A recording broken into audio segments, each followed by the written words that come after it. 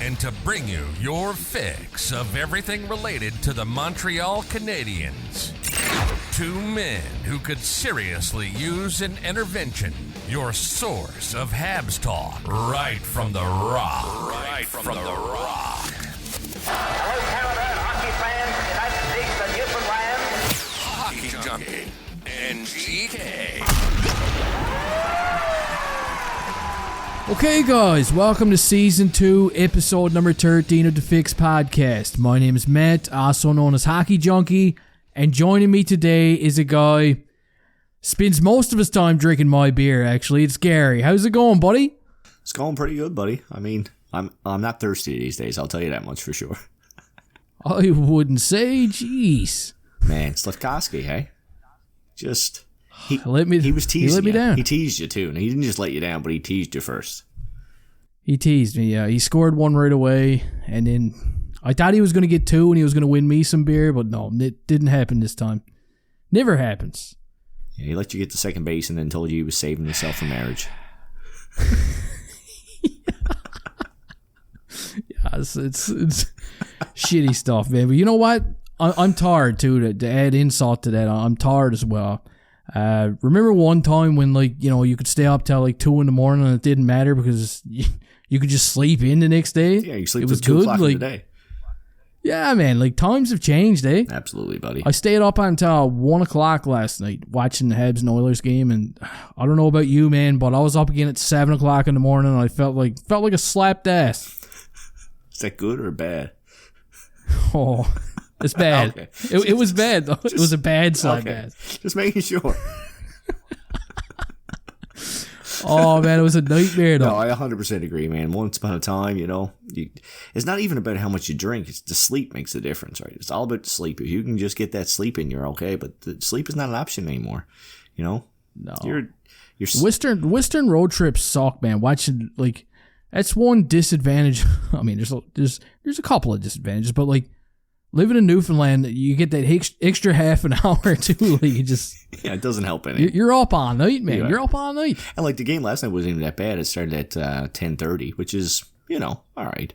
First two periods, I was like, But I got to be honest, I shut it off for the third. I didn't want to, but I was like, you know what? I know what it's going to be, and I did. And now I kind of regret it because it seemed like the third period is when the boys finally woke up and made a game of it. I should have came over and just started knocking on the door. Get up! Gary!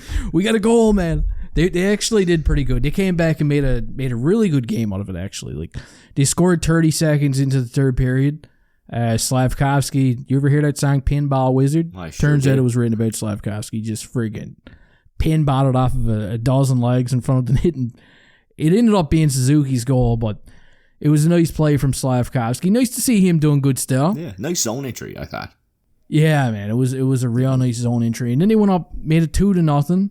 Caden Gooley scored off of a pretty nice shot. And you know what? The Habs had control of the game, man, in the third period, but penalties again. Gee whiz. It's the story of the year, man. It seemed like the middle part of the season there, they kind of got away with it, away from it a little bit.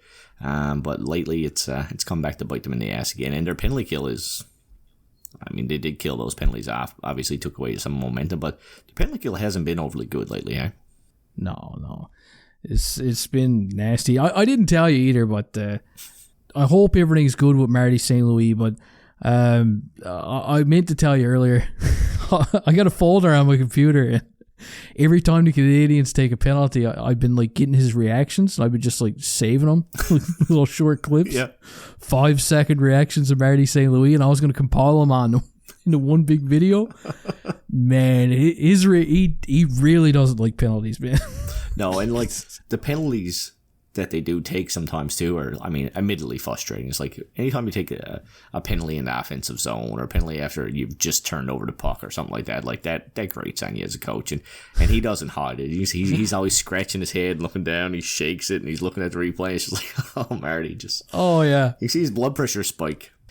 Poor old Marty, though, eh? Like, whatever, I don't know. I mean, don't like to speculate on what's going on with him, and obviously he needs his privacy and he deserves his privacy, but whatever's going on with St. Louis, obviously, hopefully everything works out for him and everybody, you know, in Fix podcast land, and I'm sure on the Junkietron and everywhere in Habs land, we're all rooting for you, Marty, if you're out there and you're listening to this, so keep your head up, buddy.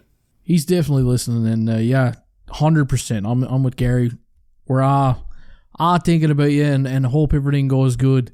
There's another guy too, Ada. We got to shout out, right? Oh, absolutely, man. Made the logo. I'm gonna pop it up on the screen, right? Boom. Boom. There it is. You didn't see it, did you? Not right now, but I'm picturing it in my mind, and it's beautiful. It is nice. It's really nice, man. So Junkie and I had been chatting about maybe updating our logo, updating our graphics for our podcast and on our YouTube channel. So I reached out to a friend of mine, Lee Bennett, who does, actually, he's like a hobby of his. He does graphic design, and he's an excellent, amazing artist. And he said, yeah, no problem, man. I'll do something up for you. And he did. And it looks fantastic. You just saw it there on the screen if you're watching us on YouTube. And if you're on the podcast, it's also going to be our new, what do you call that, Chunky? I don't know. The thing you click on, the graphic for our podcast as well. So shout out to you, Lee. Amazing work. And an amazing guy. And Lee's impressive. He's got twin boys. He's got more kids. He's got more dogs. He runs marathons. He's a great guy. So shout out to you, Lee. If you're listening to this, we can't really tell you how much we appreciate the work you did for us. And, maybe we'll do some work with you in the future. And thanks a lot, man. Wicked job. And he sent like a few variations too, and like they all look deadly, man. Like, it's amazing. Well, Lee, he's amazing. Lee's an engineer, so he's just one of those guys who's good at everything he does, and an all-around good guy. So shout out to you again, Lee. Graphic looks great, and we'll be using it from now until pretty much, the end of the Fix podcast, I think. And yeah. Thanks a lot, buddy. Appreciate it. He might be a Leaf fan, though. So, I do... Jeez, Gary, don't be dropping bombshells on me like that. He was also an Expos fan, so, there's one variation that got UP in it. I don't know if we're allowed to use that or not, but we will kind of put it up, and so that's where the inspiration for UP came from, because he was always an Expos fan. That's a good one, too. Absolutely. That was a good one. We do have some breaking news, though. Wow, kind of breaking news. It happened today. I don't know if you've seen, but Joshua Wawa is injured. Literally breaking news by the sounds of it. It is. Yeah. Did you hear that though? Yeah, I got out indefinitely. Shot off the hand. Yeah, man, shot off the hand. Brendan Gallagher special. Oh, the BG special, man. It's probably got the claw going already. Oh, sucks though. Finger that puppets. Does suck, man. You gotta stop. The Galley and Wawa puppet show. Why am I laughing? It's horrible. No, but God. I wasn't expecting that. And, Wow was playing amazing. You see, his underlying statistics are amazing. Outside of the top line, he has been our best forward for the last, 10 games or so. Just very impressive for his rookie season. And, it sucks that he's injured right now. He's going to be missed. He will be missed.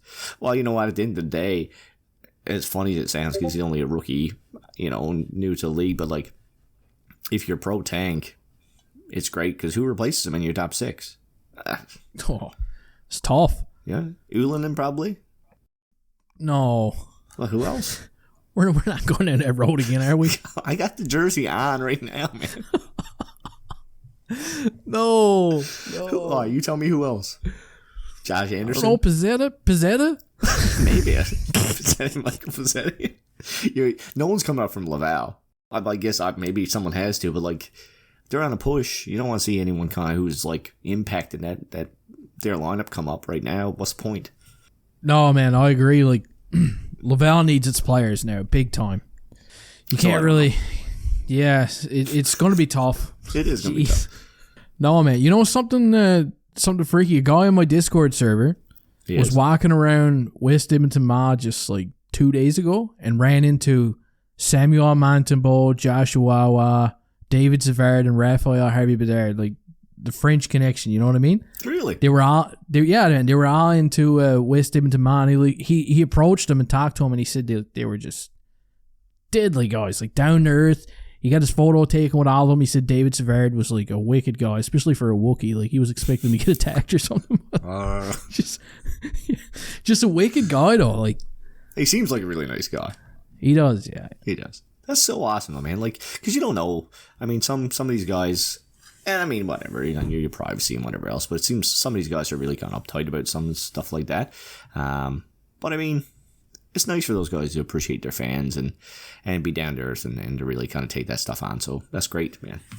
Gary, one thing I wanted to talk about from that Edmonton game yesterday, Connor McDavid's goal, man. Oh my gosh, every time I get to see McDavid play, we don't get to see him play very often. 2 games a season, maybe. But like, it almost feels like every time you see him, he's just going to do something crazy. Yeah, man, it's like he's a cheat code, and it's just... I was talking about this today with somebody. The way he changes gears, the way he, controls the puck with so much speed. Like, there's people in the league who can probably skate as fast as he can skate, maybe, but skate as fast as he can skate and have that much puck control and have that much lateral movement. There's no one else in the league can match it. And then the shot on top of it and, the hockey sense and everything else. I mean, he's a special player, there's no doubt. He is, though. Like, he's one of a kind, ain't he? He is. Like, he's one of those guys where you look back and you be like, man, I remember watching this guy play in his prime, and it was amazing. And he's that kind of guy. Crosby, I think, in his prime was like that too, in a different way. Down low, Crosby dominated the puck, and with his vision and his shooting, his creativity, probably even maybe more so than McDavid. McDavid is just... He is creative too, don't get me wrong, but like, it's just a raw, natural talent that he's got, and the speed and the rate at which he can do things that really just blows you away. And there's no one in the league who can match him. It's amazing to watch. So, I still think he's a little whiny sometimes, but that's all right. I mean, he's entitled. He can do what he wants. He's kind of fucking McDavid. He is, yeah. Yeah, and he's explosive too, man. Oh, man. It's unreal. Like the speed of diarrhea. And you know what he reminds me of, though? Yeah, what? You go first, and then I'll say mine. I'll tell you what he reminds me of. Like, did you play like NHL 99 or like NHL 2002 or whatever back in the day? Yeah, man. Well, like, remember when you like created a player and you like boosted your stats up to 99? Every stat. Absolutely. And you just say this insane player. That's like what Connor McDavid is. Essentially, that's what he is. Yeah, absolutely. Yeah, like he looks like he's a freak compared to everybody else. And then like you had that speed burst button on the top. He's got that too, right? Like he's got that one going. Yeah, he's like flying, and you think that's all he's got, and then he like adds that extra gear, and the defenseman's like, "What the is going on here, man?" Yeah, I had him. I thought I had him. It's not fair. It's not fair. I also thought that I think it was Kane in front of the net. No, it wasn't. It was Hyman in front of the net, who was kind of set to pick pretty hard on Madison on that play too. Like, there's no way Madison could have closed down that lane even if it wanted to, which is, I mean, that's part of the game, but I don't like it. We should get into the officiating a bit, man, because there was a lot of controversies in that game. Like, 2 ways too. Like, I seen like Alex Newhook kind of went down a little bit easy too on a Darnell Nurse penalty. I think that was in like the first period, maybe, or the second period. Yeah, when he went behind the net, right? Yeah, he went down a little easy, and I know Habs fans were giving it to Brett Kulak because he went down easy too on a Slafkovsky penalty. Yeah, but the big one was the Yoel Armia 4-minute double minor for high sticking, and like his stick wouldn't have even been up if Evander Kane didn't interfere with him to begin with. I know it was weird, man. It's a weird one. The thing is like they don't mess around with that rule though. Like, it's like, you're responsible for your stick, regardless of anything else that happens. You know what I mean? Look at Suzuki's 4-minute layer last week. Essentially, Buddy like hit his elbow and drove his stick into, I forget whose face it was. 4-minute penalty right off the top. His stick wouldn't be anywhere near Buddy's face, only for he got hit with a puck. Same play almost as that play there last night. So I mean, it's like the puck over the glass rule. Sometimes it's stupid. Sometimes it puts teams down by 2 goals, but at the end of the day, you're responsible for your stick, and it's a penalty, and it sucks, but that's the way it is. This is what I didn't like about it, though. Not literally. There was no call on the play. Yeah, I know. There was no call on the play originally, right? This is okay. Now they're going to review it. So they go and review it, and they see Evander Kane, like, but it's interference too. Like, if you're going to call one, then I feel like it should have been a 2-minute somehow. Like, you know what I mean? Maybe 4-on-4 for 2 minutes, and then a 2-minute power play for Edmonton, the double minor high sticking. But I feel like Evander Kane should have got something too. If you're going to blow down the play, have a look at it, then they should have called everything because it was blatant interference too. It was, but interference is not a reviewable play. It's not? No.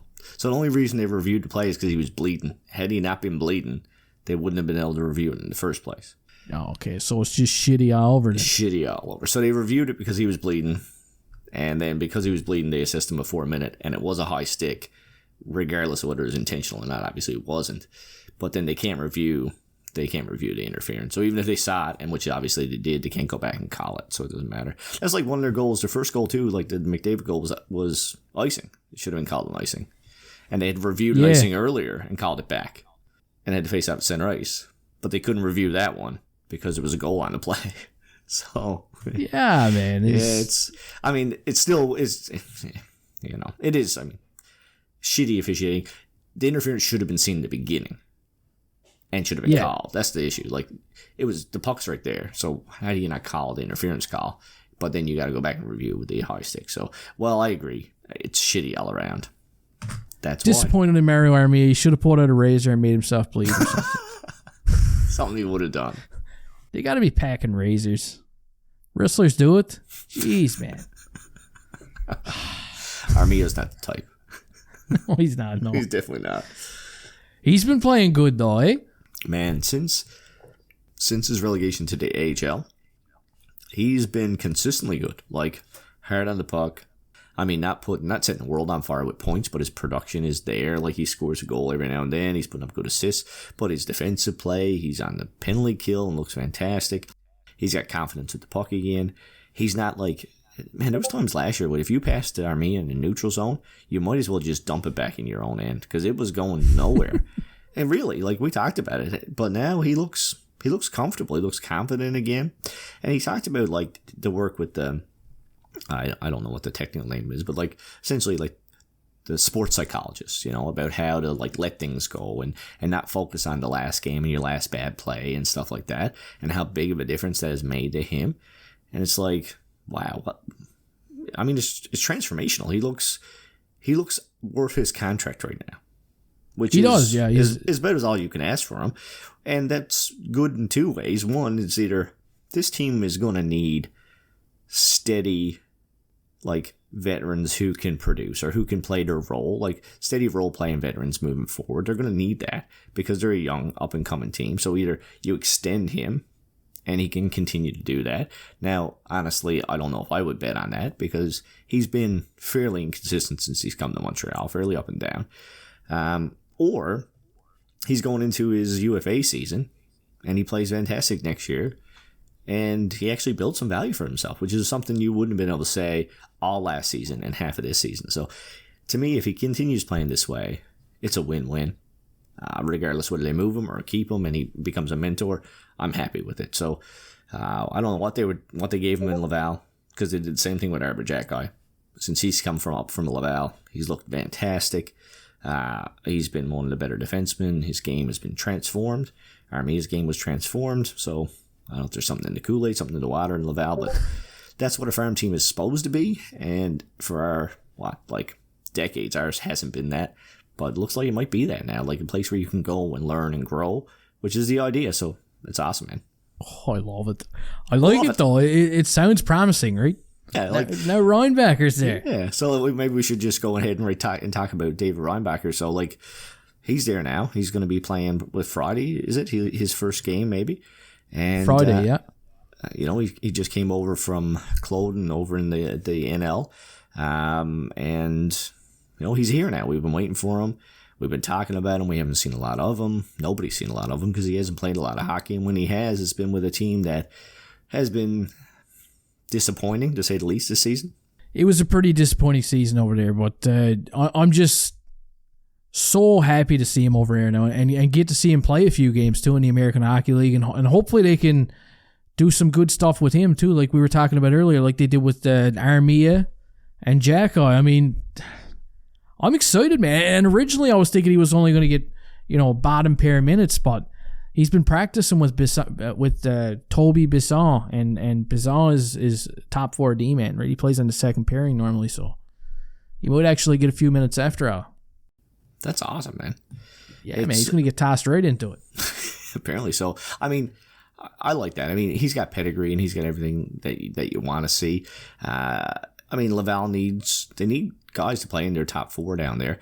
I'm just wondering, like, you got Barron, you got Milieu, and you got Reinbacher on the right side. It's like, it's the reverse of what's going on in Montreal, really, because we got all left-handed defensemen. So, like, do you think they're going to move one of those guys to the left side? What's your thoughts on that? I don't know. I think they're going to keep them all on the right. I'm pretty sure. They can't all play in the top 4. Who's going down to that bottom pairing? You think Barron's going to go down to the bottom pairing? Oh, I know what you mean now. I know what I mean? I was freaking asleep there. Yeah, I think Barron's going to go down to the bottom pair, man. Because, like, the left side down there is a bit... I mean, the right side is where all the big names are. Now, yeah, don't get me wrong. Big, young names, that doesn't always translate to success in the AHL. But, like, if you look at that defense score in Laval right now, and it's Reinbacher, Barron, and Milieu on the right, Norlander is probably the only name you're going to recognize on the left. Yeah. And unless you've been following him. Yeah, and he's like sitting out quite a bit too sometimes. So he's in and out, and I don't know, man. I'm starting to lose hope for him. I know what you mean, yeah. Like down there, if you're gonna relegate a guy to the bottom pairing, and your best 3 defensemen are on the right, do you put one of them on the left? Potentially. I mean, maybe it could happen, but I don't think it's happening right off the hop because if Bisson is playing with Reinbacher and Trudeau. Oh, Trudeau's there too. Yeah. Wow. Trudeau's down there too, right? So I forgot about Trudeau. Yeah, so I don't know. So yeah, if Barron takes a back seat, that'd hurt. That's pretty big though, ain't it? It is big. I mean, it speaks a lot to what they think of Reinbacher, and it also comments on what they think of Barron potentially. I like it though. I like that they're going to give Reinbacher a few minutes to begin with, like just to test him out, see where he's at. Oh, absolutely. I'm just like in Laval right now. Like it's do or die time in Laval. So if they're going to put him on the second pairing, they must legitimately think he gives them a better chance to win than whoever he's displacing. I mean, maybe so. He's got the pedigree for it. He's a big boy and he can shoot and he can skate, and he hasn't showed a lot of that through this season. But I mean, I love that they're giving him a chance to do it. You going to be watching the games? You going to try and watch them? Oh, if I can do it, I will for sure. Yeah, man. You know, get on there. The Habs don't even play on Saturday. This is going to be a weird weekend. I hate when the Habs don't play on Saturday. I know, man. It feels weird, don't it? It's like getting in the shower with your socks on. I had one time, Junkie. Come on. Oh, it's funny. Yeah, man. It is weird, though. Like, everybody looks forward to hockey night in Canada. Come on. I mean, they do. I hate when Montreal doesn't play on a Saturday. And now they're playing like 12 o'clock tomorrow, 12:30 tomorrow night in Newfoundland. Yeah, it's going to be tough. It's going to be tough to watch. It is. It's going to be, yeah. I might only actually get to watch like 2 periods of that. There's no way I'm watching all the game. The only thing bright side for me is that usually, like, I play hockey on Thursdays, and usually I get home and the game is like 90% over. Tomorrow night when I get home, the game is going to be like just starting. So, might be good. Sometimes you're a bit wired from playing hockey. Yeah, so I was thinking you'll probably have a little adrenaline rush going. I will. It's not bad. It's pretty good. Yeah, a few dressing room beers and way to go.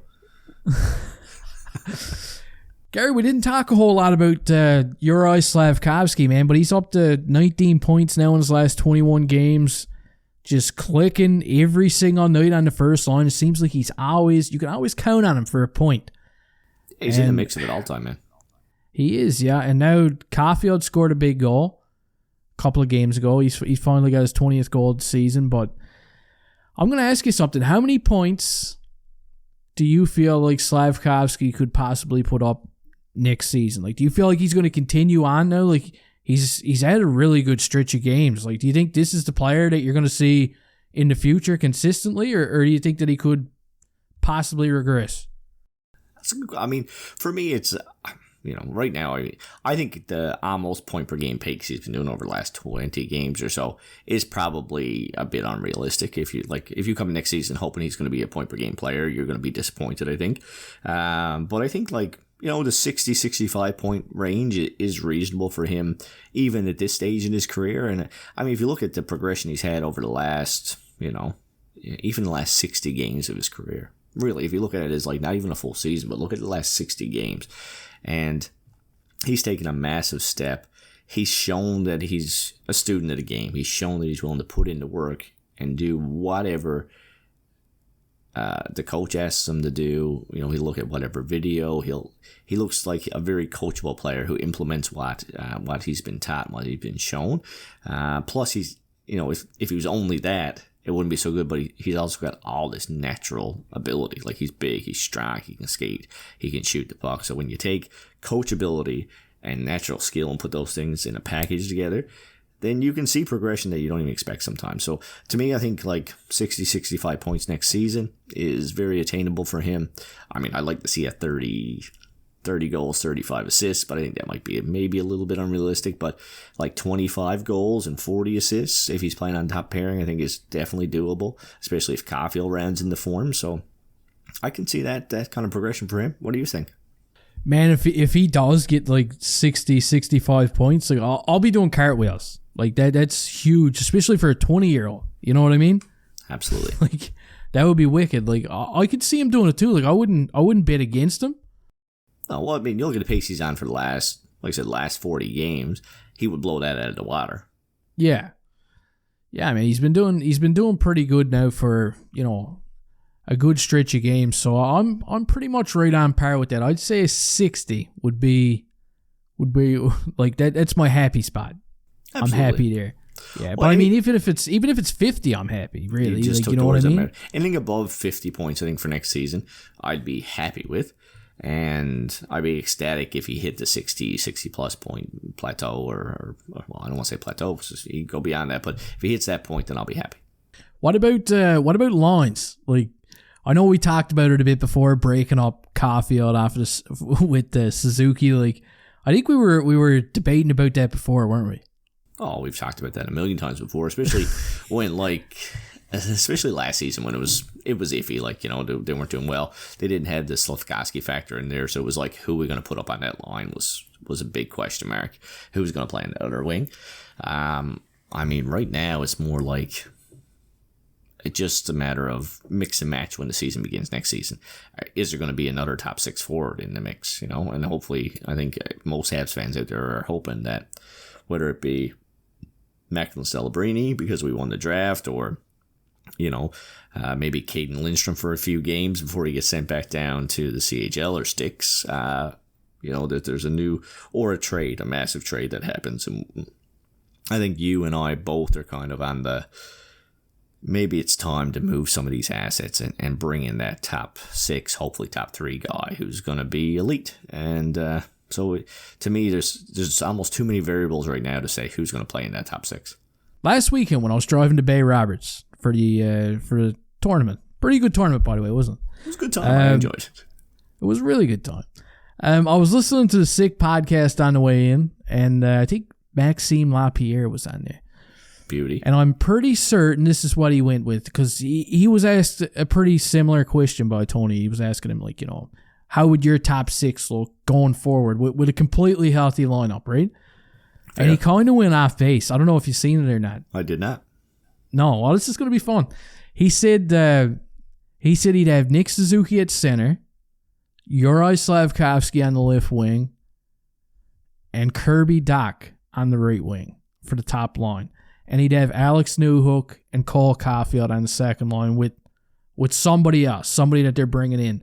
And he said that having two big bodies on the wing like that with such a high IQ player like Suzuki in the middle, he said that's your playoff line right there. That was his take on it, but it kind of got me like, you know what I mean? It kind of threw me off a bit. Yeah, man, it did. But it was the way he brought it up and the way he explained it was pretty interesting. Yeah, I mean, I think like Martin St. Louis doesn't seem like the kind of coach who's going to be stuck. Like, just because something's working or has worked in the past, he seems like a guy who's willing to try things. You know what I mean? Now, it might take him a few games, but he'll try it every now and then. So that wouldn't overly surprise me. That being said, I mean, I like Alex Newhook in the middle. I think it lets him utilize his speed. He's gotten better on the faceoffs than he was kind of at the beginning of the year, and the more reps he gets, kind of the better he looks there. He looked really good with Joshua Waugh playing, together, and Armia has been a nice complement piece on the other side. But I'm not sold that the best position for Newhook is going to be up the middle long term. And if Newhook is your second line center, and Newhook's a Newfoundlander, and I love him all the pieces there. You're weak down the middle, aren't you? Yeah, you're weak down the middle. If Newhook is your second line center, then you're not a playoff contender. You might have your same way. You might have your playoff line on the top line, but you need to fill out that bottom six. So maybe the guy you bring in, the thing you trade for, the guy you draft, or this other top six forward, this elusive top six forward that we're kind of all alluding to, but we haven't had and we don't have yet. Maybe that guy's a center, and then it's Newhook on the wing with player X and who's the guy on the other side? Caulfield, yes. So maybe it's Newhook and Caulfield on your wings, so you get speed to burn on one side and a lethal shot on the other, and then our player X is in the center. I think Zegras. I don't know about that either. Man, there'd be a lot of goals going every which way. You are not kidding. You are not kidding. To me, if Zegras comes in, I think Suzuki might be your better settle down centerman than for him. But anyways, we're getting way off track now. But I appreciate what Lapierre is saying, and I don't think he's wrong. I just think that I don't think he's right in saying that if that happens and we're a playoff team, that Newhook is the second line center. I think if Newhook's playing your second line, then he should be on the wing, and there needs to be a bona fide second line legitimate center playing center. That's just my thoughts. No, I'm with you on that, man. I like Suzuki and Doc as the 1-2. I don't know, it just sounds a lot better to me, right? Doc is the big guy, the big centerman, and plus during the preseason this year, man, unreal. Just he was lights out. I'm still not over it, man. I know. Pissed off. Yeah, I was kind of iffy on him playing the center up until when this season started. Or even towards the end of last season, he started to come into his own a little bit more. His shot started to come back, and he started to win some face-offs. And we talked about his wrist injury and maybe how, even mentally, I think his wrist injury was holding him back a little tiny bit. And he seemed to be kind of getting over that before he got injured, to begin this season. So, to me, as the lineup is now, I think, all right, fine. If Doc comes down and plays in the second-line center role, I'd be all right with that. I think he could do well also up on that top line with those two big boys and Suzuki. But that leaves your center depth weak, I think. I love Alex Newhook. I think he's a great player, and I think he's got a lot of good assets, but I don't think he's a legit number 2 center in the NHL, not at this stage in his career. No, you're right, man. Wah, wah, wah. Yeah, Maxime just got shut down big time. Yeah, it was, yeah. Maxime is, I respect his opinion as well. But he's going to be okay. I don't necessarily he's okay. He's going to be okay. Tony Marino really should have me on the Sick podcast, and he hasn't asked me yet. I'm a bit sour about it. Not going to lie.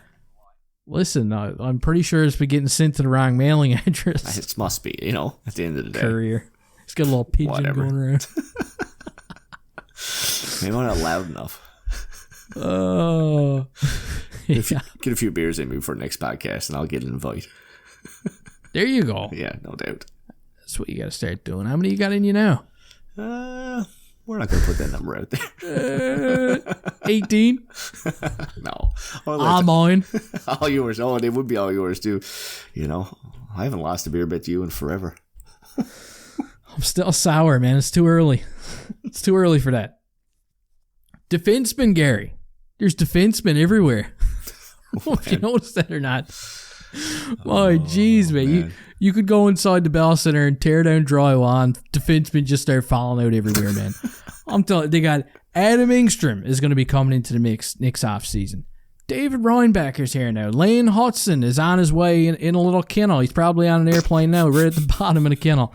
They got Daniil Sobolev I know that's a random name to throw out, ain't it? Hey, I'm all for random names.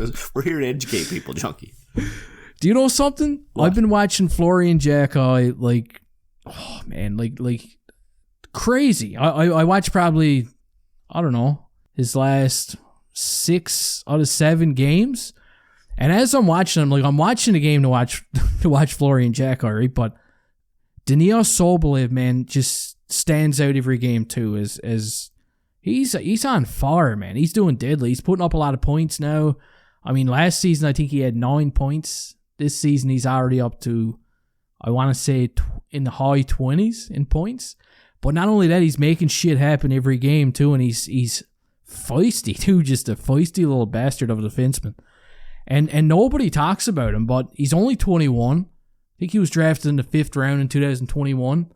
I could see a spot for him in Laval in the future, like, and he's a fun player to watch. Like, he's actually pretty fun. Man. Sorry. Man, like, as far as the OHL goes, whenever you get your teeth into a player, I always get behind you. Ever since Arbor Jacki, you know. Arbor Jacki was on nobody's radar. He was on your radar. And you nailed it. I mean, you were as right as right can be about him. You probably started talking about Florian before anyone else did, although I think when we drafted him, he kind of got on everyone else's radar. But I think you mentioned him even before the draft. And I mean, I'll just take your word on this kid. I haven't watched a lot of him. I've been following and looking at statistics, and not a lot of Habs pundits have been kind of mentioning his name. But I mean, no, you heard he's it here been first, doing man. crazy. You heard it here first. Yeah, he's got my attention, and like he's only got my attention because I've been watching these games. If I haven't been watching the games, then I wouldn't. You know what I mean? I wouldn't be talking Absolutely. about him.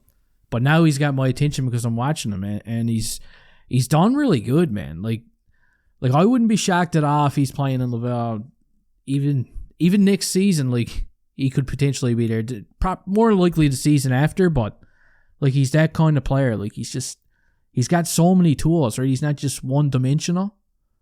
Which is exactly what I see. And that same growth that we saw in Florian Jacki, you know, we're seeing this kid now this year. You know, it's that you want to see as they get older and as they get, you know, well, age makes such a difference in the CHL. You know what I mean? Like a year older in the NHL sometimes doesn't make that big of a difference, but a year older in the CHL makes a massive differse a lot of times. Yeah. So you want to see, if you're getting older, your production should take that step. And sometimes that's how you grade prospects. They get that year older, and even if they played fantastic, but it hasn't improved from the season before, you say, well, they haven't taken a step forward, and that's a red flag. So any guy who kind of exceeds expectations season to season, you know, that's obviously a green light to say, you know what, maybe we need to pay better attention to this guy, and he definitely fits the bill. Florian Jacki does too, eh? Oh, 100%, yeah. Look at last season, man, and now this season, the production, it's crazy. Like, man, his point totals went through the roof. Well, watching those games has been fun, man. He's a good player. He's doing really well. He's got a lot of tools, and anytime you can kind of look at it, even a year later, and say, man, if they did a redraft right now, the guy you picked in the 4th round would probably go either late 1st round or early 2nd. Like, I mean, that's solid. Regardless if they ever play in the NHL or not, that's still a good sign of, you know, a good scouting staff who identified something in a player that maybe a lot of guys miss. So that's great. Not only that, speaking of that draft too, Bogdan Kanyushkov's doing really well. And Volokin, the other goal. Everybody's talking about Jacob Fowler and how good Fowler's been doing, but where was it I read that to? Was it Godin? Is that his name? Yeah. Yeah, that's the guy that does the podcast with Basu, right? With Arpan Basu. Yeah. He made an article saying that he's been talking to some people in the Canadiens organization that believe that Volokin's got a higher ceiling than or more potential than Jacob Fowler. Some of them are just that high on him. But I mean, in all fairness, if they drafted him, well, they got to be high on him. You know what I mean? Otherwise they probably wouldn't have got him in the first place. But still, it's pretty neat to say that, you know, some of them have him higher than Jacob Fowler. Yeah, I mean, that's not like that's a low bar, because Jacob Fowler's putting up an excellent season in the NCAA right now. He's putting up a really good season in NCAA. And Volushkin is playing in the MHL, which is like the equivalent of the AHL in Russia. So, like, you know, KHL would be the NHL, and the MHL is the league below that. But putting up, like, historical numbers in that league. Not an overly offensive league by most standards, I think, but still he's putting up numbers that you haven't seen from a guy his age in a while. And it's interesting when you look at, Hughes' drafting strategy over a little while with his late picks, especially coming out of COVID. And I think that's played a role. You know, I don't know if he'll continue on that kind of trajectory over the next little while. But when you look at his strategy over his 2 drafts, he has historically taken overagers or like guys who are in their second draft in the later rounds, as opposed to just taking nobody. So, like, either late bloomers or, I mean, with COVID on the go, you got to think that maybe there's a lot of kids out there who kind of slipped through the cracks. And it seems like Hughes and Gordon have tried to kind of identify those guys and kind of target them, as opposed to just letting them go. And it looks like it might be paying off, like, massively. Bogdan Knushka, and then you got Volkonen. Sorry. Ruining his name. But there's a lot of players that kind of fit that bill. So I mean, there's some method to the madness there, I think, and I like it a lot. Me too, man. It's fun to watch, and I mean, now it's 2024 draft coming up. It's a whole new ball game, man. Like, who knows what kind of approach they're gonna take. This draft, man, like, I'm hyped. Yeah, you and me both. I'm all in, man. Like, I'm hyped. Like, even more hyped than last year. And last year I was pretty hyped. I don't know if you can remember. I remember you being hyped last year. Oh, man, I was on wheels. Well, I think the thing about last year's draft was, like, you were going in, you knew you weren't going to pick in the top 4. So going into the draft ladder, you were hoping you were going to move up. And then we didn't. And there was such a kind of a fall off for offensive players after 4. Like, you had, well, obviously you had Bedard, you had Smith, you had, Mishkov obviously was the kind of red herring there. You had Carlson, and you had, Columbus picked him, Fantilli. Like, those were the 4 big guns. Chances are they were going to go before we got a chance to pick. And sure enough, they did. Mishkov, it was a stretch. Most people said, no, we're not going to get him regardless. Either he's not going to be there or they won't take him. And they were right. And they took the defenseman. And it was surprising, but maybe not as surprising to anyone who was listening. Anyone who listened to Grant McKegg, for sure. Kind of never, it never really took us by surprise. A bit disappointing, maybe, but not overly surprising. This year's draft is different. It's very different, especially for any team who wants an offensive forward, in that there's so many defensemen who people are very high on, that there's a few forwards who, in a different draft, would be like locked to go in the top 3, top 2, who could easily fall to 5, could easily fall to 6 even. And that's the range we're looking to pick in. So, like, this draft has got so much potential that, like, you can get a name that you're hoping for and not have to get a super high pick. So it's going to be interesting to see what happens. It's freaky, man, because, like, last year, looking ahead to this year's draft, like, there was a lot of talk about Cole Yzerman. And, I mean, Yzerman's dropped quite a bit on a lot of rankings. Now, Pierre McGuire said the other day that Yzerman is exactly what Montreal needs. That's what I heard him say. And I thought it was interesting because he is a pure goal scorer. Like, I was looking at a lot of highlights of him, like, over the last couple of years, and geez, man, he's got such a wicked release.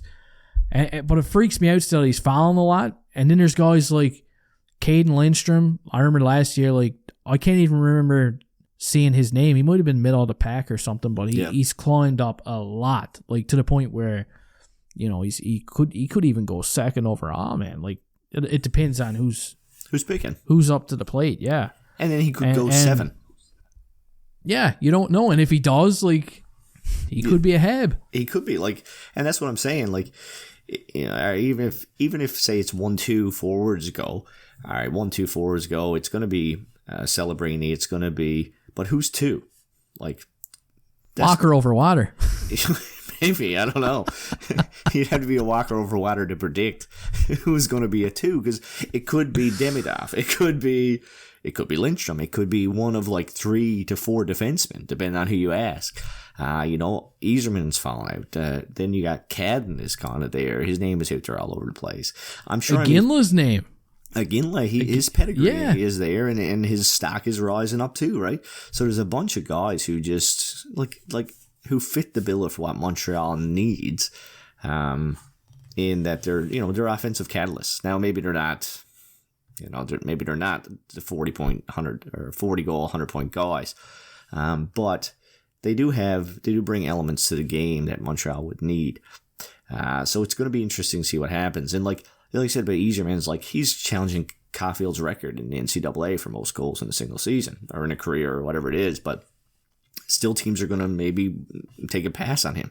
It's like they didn't get the lesson from passing on Caulfield, because that was the same. Caulfield is the same story almost over again.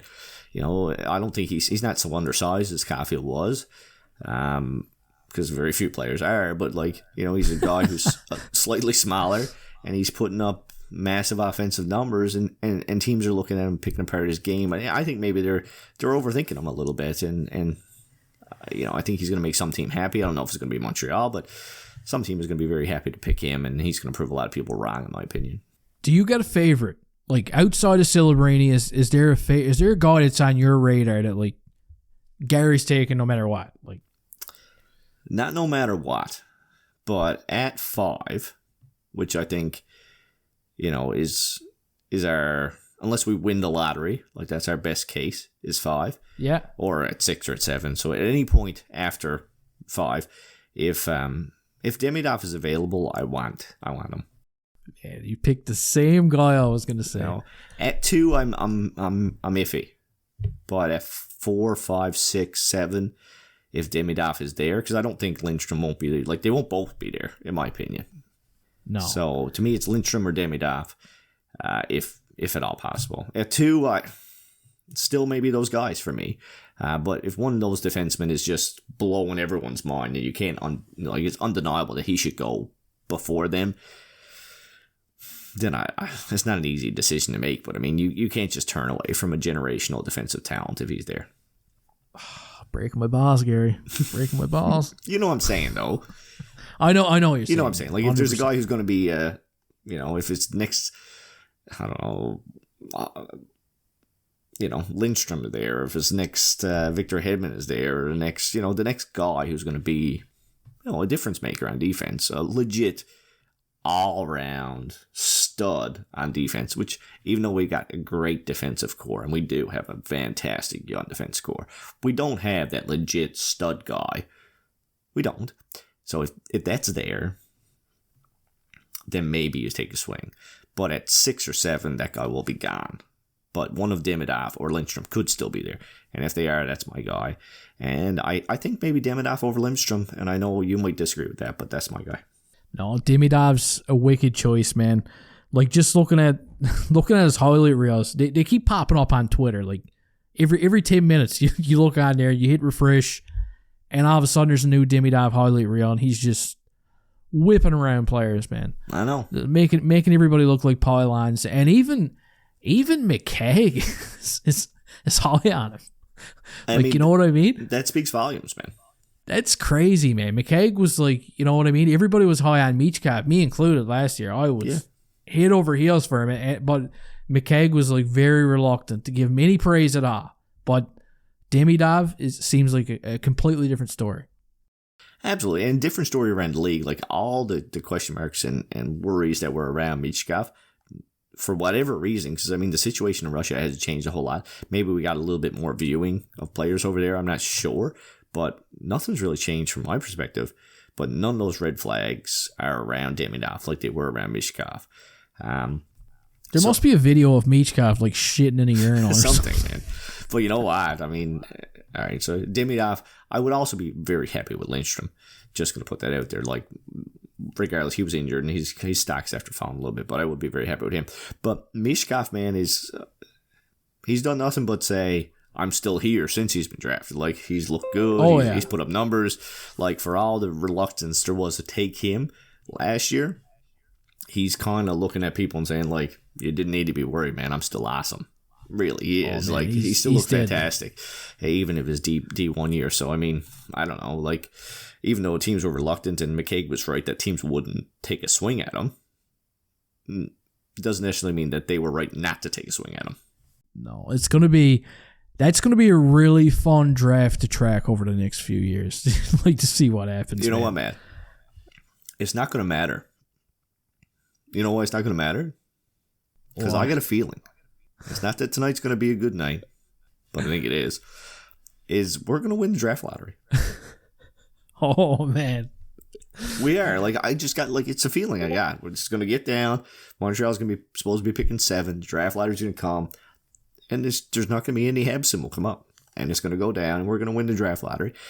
And that's what's going to happen. Macklin Celebrini, Lane Hudson are both going to be in our lineup next year, and we won't be worried about who's going to be our second line center because we already know the answer. Yo, that'd be sick, man. You know what? I love the suspense, though, of the draft lottery. Really, if the Canadiens are sitting like in like 5th land, you know what I mean? Like, as soon as you get to 7th, you're like you're watching the screen, and your heart just starts like skipping a beat. Like, please don't be the Canadiens. Absolutely. I'm there. Jack is watching it with me. My little fella. He's like, we don't want this to be Montreal. He's like, why, Dad? I was like, we just don't. Don't ask questions. We just don't. I'll explain to you later. Oh, man, it's going to be fun. I can't wait. I don't think they released the date yet, but... No, me. I can't wait. No, you were going to ask me about Cole Caulfield. Caulfield, man.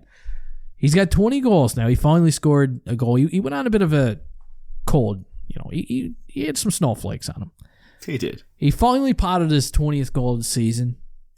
I mean, if somebody said last year that at this point in this season... Suzuki will be closer to 30 goals than Caulfield, we probably would have laughed, you know what I mean? Like, it sounds a bit unbelievable, but here we are, and Suzuki is outscoring Caulfield. He's just coming off his shoulder surgery. There's a lot of people saying that, you know, maybe he's struggling a bit, kind of like he did under Dominique Ducharme.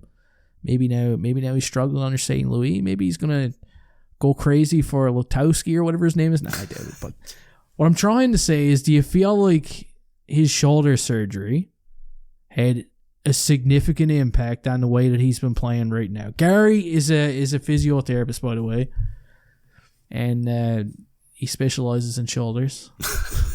Right? That last part's not true, but yeah, I'm a physiotherapist. Okay, go ahead. Take it away.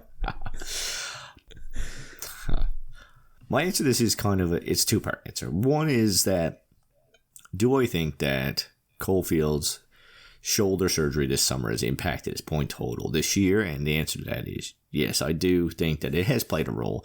Now, I think there's a bunch of factors that played a role in his point total this year, and that's one of them. I think that, you know, recovering from a shoulder surgery, not so much that the shoulder's not good and won't be good moving forward, but you didn't have the preseason you would have normally had. You didn't have the warm, the off season that you would have typically had. So there's a bunch of factors that kind of change and impact you coming into the season.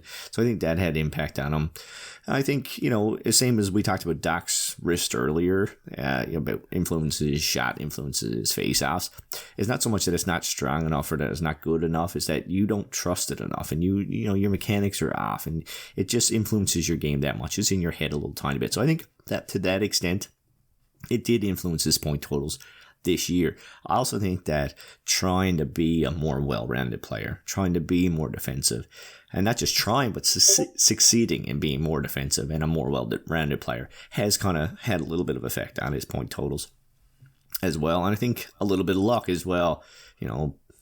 Goals that would have normally gone in for Caulfield in years past, maybe haven't. He's hit a few posts, he's had a few bad luck plays.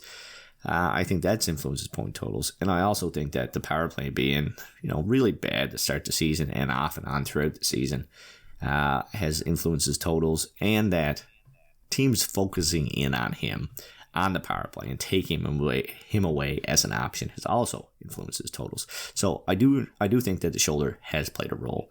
I don't think it's been maybe as significant as what we got to worry about. And I also think that while it influenced him this season, he didn't miss a game because of his shoulder this year. You know, he hasn't been injured, he hasn't been down. I think that without doubt, the shoulder issue will resolve itself.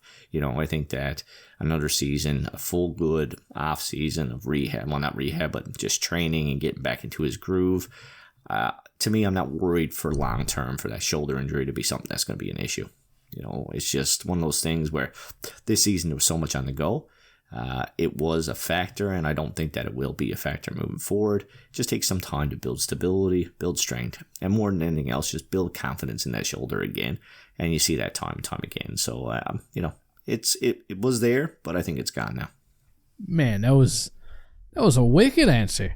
So you're not worried? I'm not worried long term about it. No, like I said, to me, if it was going to influence him long term, he would have missed games this season. If it was still bothering him, he'd have missed games. And he didn't.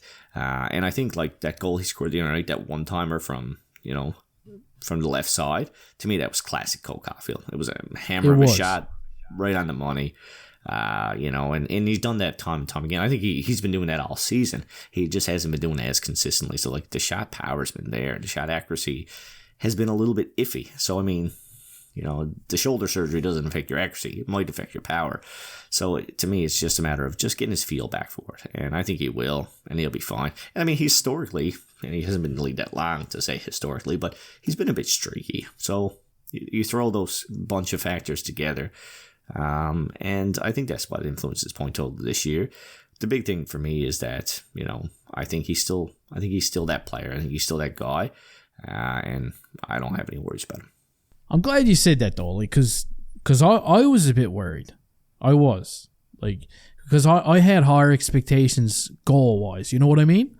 Oh, 100%. But you're right, though. Like, he did become a more well-rounded player this season. Even his passing, too, man. Like, 100%. He's been making some really nice passes. And it makes the power play that much more dangerous, too. That he's not always going to shoot.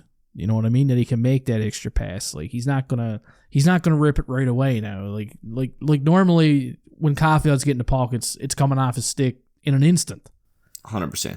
And I mean, you look at the power play. Look at the penalty kill actually that's facing that top power play unit all the time, and they're just taking Caulfield away. They are just taking him away. And for the most part, we don't have... I mean, Suzuki is a fantastic player, and obviously he'll probably get 30 goals this season. So not to say that he's not a threat, but, you know, we don't have another elite goal scorer on our roster, I would say.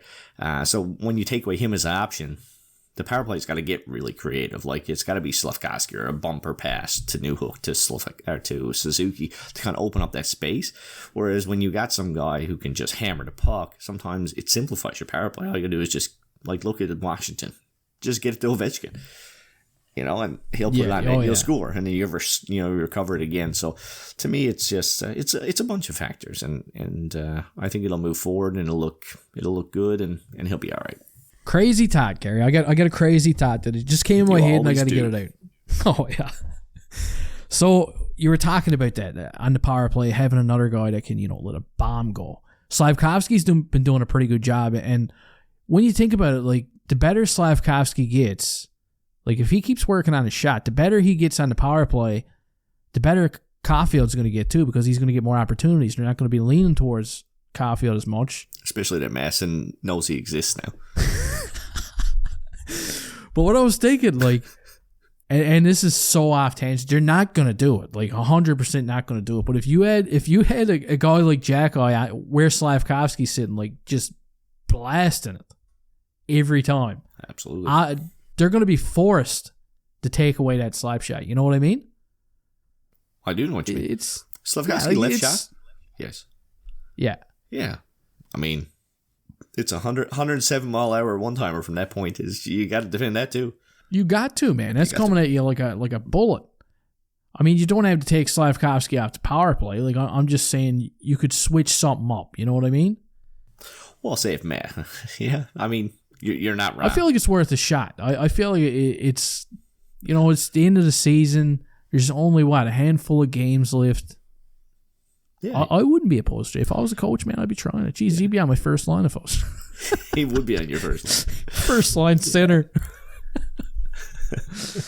I mean, to me, it would be... Slafkovsky moves into the high slot, which he does sometimes anyways, and Newhook comes out if you're going to put him in there. That's what I was thinking. You know, Suzuki stays, obviously. Yeah. Or, I mean, Matheson comes out and Lane Hudson goes in, and then Jacka goes in. That's about... Oh, now you're talking. Like, now that's crazy. Now the hamster's turning the wheel, man. We should apply. We should, though. To the Montreal coaching staff? As soon as they get fired, I think we're up next. Oh, 100%. Gordon's up there listening to this, be like, guys, how come you're not listening to stuff? He's looking at his list. He's like, okay, first Michel Therrien, Claude Julien, Matt and Gary. Yeah. Michel Therrien, Claude Julien. Claude Julien. Oh, man. So, do you got a beer bit of the week or what? I did one last. Did you? Right? Yeah, I did. I did Slafkovsky one, 2 goals. Right, you did. You did. Yeah. You did 2 goals, Slafkovsky, and he let you down. Come on, man. I got like 8 beer in the fridge right now. You better not drink them. Come get them. Don't drink my beer. We play what? Oh, man. We're playing Vancouver. Vancouver's up next. Tomorrow night. Lots of good talent in Vancouver. There is lots of good talent in Vancouver. All right, so who's the big gun in Vancouver right now? Let's see. Is it Elias Pettersson? Is he being... Derek Dorsett. Pettersson, yeah. It's got Pettersson. Petey Bird. He's the big boy there in Vancouver. So I'm gonna bet on Slafkovsky, man. Why wouldn't I? Go for it. Well, Make him break my heart again. I'm going for it. All right, so Elias Pettersson has got 82 points on the season. That's not bad. Not bad, right? 33 goals, 49 assists for 82 points in 69 games. But I'm going to bet that our beautiful, big first overall pick is going to have more points in the game tomorrow night than Elias Pettersson. That's my prediction, man. I'm going to put a half case on it. And not more goals, but more points than Pettersson in tomorrow night's game. And suck on that. Done. That means I can drink 2 beer before I go to bed. I got 2 to play with. That's what you think. Yeah. Don't get too excited. Man. It's been a good time. It has been always a good time. Listen, everyone out there in YouTube land and our, on all the podcasts, if you like our show here, hit the like button, hit the subscribe button, ask some questions, make your comment, make fun of Junkie, because, why not? Make fun of me, because I'm an easy target. But don't bet against me, because I'm going to win this beer bet of the week. And from everyone here on the Fix Podcast, man, from Junkie, GK. Well, see you next time. Bye-bye.